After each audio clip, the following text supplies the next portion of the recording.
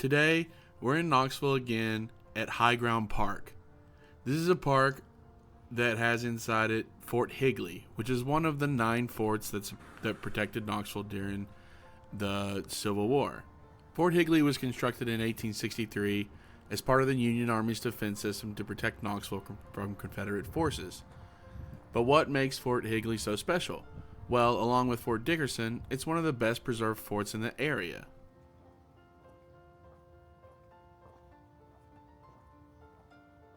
So how this relates to the Knoxville campaign is that when General Longstreet was approaching from the west, and when he attacked Fort Sanders, another detachment of his forces were attacking here at Fort Higley, which again is on the south of the river. They were attacking from the west and shelling from the west. Just to kind of give you a perspective, let's read some of this. At first light on the foggy Sunday morning of November 29th, Confederates launched their main assault on Fort Sanders north of the river. Simultaneously, the gunners west of here, reinforced with cavalry brigades, made a diversionary demonstration near Fort Higley to hold Federal reinforcements on this side of the river. We know that the attack on Fort Sanders failed. The Union forces there suffered few losses. I want to read a little bit of this here that kind of gives you a little more perspective on the matter. It says that in August 1863, Confederate military ordered all troops to Chattanooga, assuming the railroad there would be the target of the next Union invasion. Instead, General Ambrose Burnside, who was coming from Kentucky, turned towards Knoxville and took the town without a fight. Federal troops were treated as liberators by the Unionists, while Confederate civilians obviously weren't happy.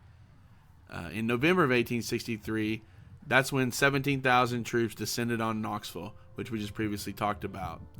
The city was unprepared, so they had to construct all their defenses as fast as possible. And here it says, Engineer Orlando Poe ordered soldiers, civilians, and African-American laborers to, quote, dig for your lives. So this is super cool.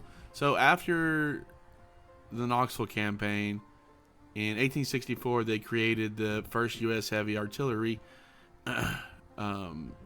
Regiment, which was a colored regiment. So they were the last regiment to hold this fort and protect Knoxville. The regiment numbered as high as 1,100 men. The ranks included free men of color, escaped slaves, and conscripted slaves. Most were from East Tennessee, but substantial numbers were from states both north and south. Aside from maintaining Knoxville's chain of earthwork fortifications, the men were sent on recruiting trips and were at times Knoxville's only defenders when other Union troops were sent on a mission away from town.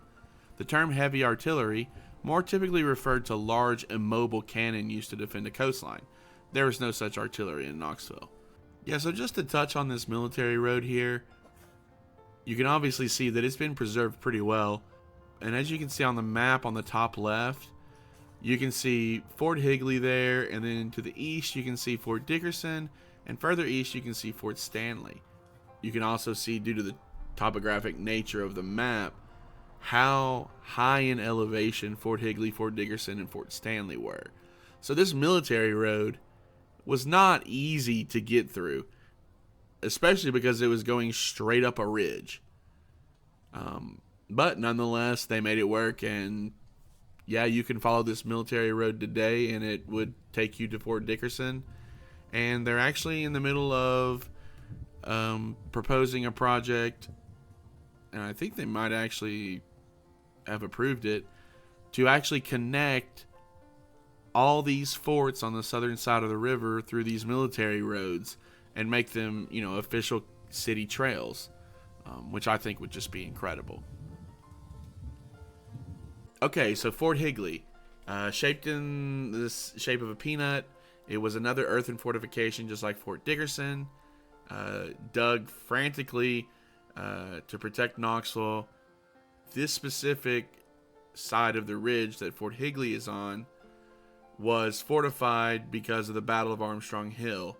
The interesting thing here is that nobody knew where the Confederacy was going to attack. They ended up mainly attacking Fort Sanders, but also approaching from the south to attack Fort Higley, or to attack Fort Dickerson, and from the west, south of the river, to attack Fort Higley. but those were more distractionary than anything, whereas the main force was attacking Knoxville proper, north on the northwest side of the city at Fort Sanders. Okay, so here we're getting to the top of the ridge where the fort is, and you can see this is looking off towards the west. This is where the Confederacy would have been attacking from. And this is looking towards the south, and there you can start to see the earthen shapes there covered by leaves. I know it's pretty hard to see, but and there you can see that's looking north, back towards Knoxville. As we come around here, kind of facing east, and again, you can just see and imagine this with no trees. All the trees were cut down. So you can see how great of a vantage point they had here. Okay, so now we're coming up kind of into the main part of the fort here. And so we're kind of walking right through the middle here.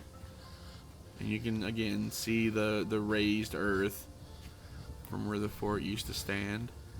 So looking back right there, you see those two mini hills. That's where they had a gun, and I think that's called a redan.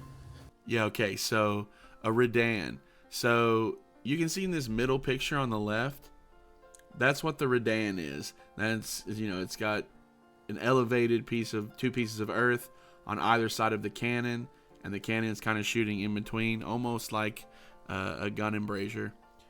And then you need to look at the top left, and you can see Fort Higley, and then you see Longstreet's Heights.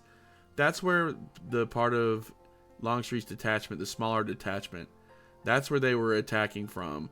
And that is actually, the heights over there are another ridge, and so they have to go down a little bit and then back up to Fort Higley. Meanwhile, up at the top here, you can see the Confederate assault on Fort Sanders. Those were happening at the same time. And so here it just says, the crews of 2 Union artillery pieces operated here behind hastily arranged dirt mounds that were angled to protect the men. This construction is called a redan. Erosion has lowered its height since the Civil War. Fort Higley's strategic importance reached its highest point on the morning of November 29th. Confederate artillery on Longstreet's Heights, the prominent ridge to the west, opened fire on Fort Higley at sunrise. Artillery at Forts Higley and Dickerson returned fire. However, the Confederate movement was a deception to distract from the assault on Fort Sanders across the river.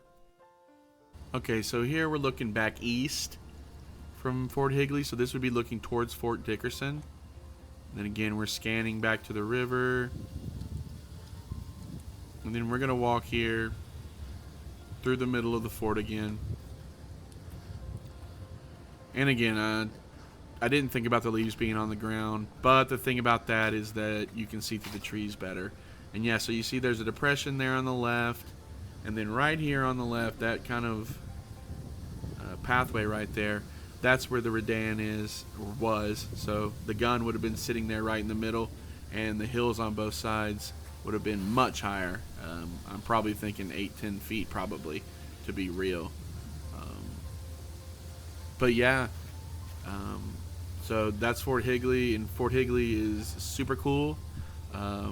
Thanks for joining.